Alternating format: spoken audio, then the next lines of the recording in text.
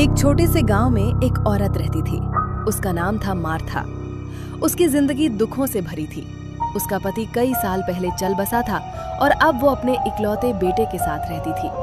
वो बेटा ही उसकी पूरी दुनिया था, उसकी हंसी, उसकी उम्मीद, उसका सहारा। लेकिन एक दिन वो बेटा बीमार पड़ गया। दिन बीतते गए, दवाइयां बदली, दुआएं बढ़ी, लेकिन हालत बिगड़ती गई। एक सुबह सूरज निकला, पर मार्था की दुनिया अंधेरी हो गई। उसका बेटा मर चुका था। गांव में मातम छा गया। लोग अंतिम संस्कार की तैयारी करने लगे। मार्था टूट चुकी थी। उसके मुंह से बस एक ही बात निकल रही थी, हे प्रभु, अब मेरे पास कुछ भी नहीं बचा। उसी समय उसी रास्ते से यीशु मसीह अपने चेलों के साथ गुजर रहे थे। उन्होंने शोर सुना, रोने की आवाज सुनी। यीशु रुके। उन्होंने देखा एक माँ अपने बेटे को खो चुकी है। यीशु का दिल करुणा से भर गया।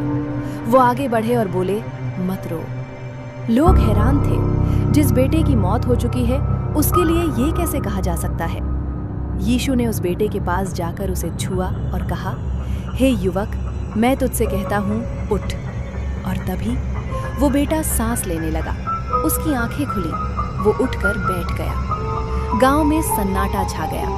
फिर खुशी की चीखें गूंज उठी। मार्था अपने बेटे को जिंदा देखकर रो पड़ी। लेकिन इस बार ये आंसू दुख के नहीं, उम्मीद और विश्वास के थे। लोग कहने लगे, परमेश्वर ने अपने लोगों पर दया की। ये कहानी हमें सिखाती है कि जब हमें लगता है सब खत्म हो गया है, तब भी परमेश्वर के लिए कुछ भी नामुमकिन नहीं।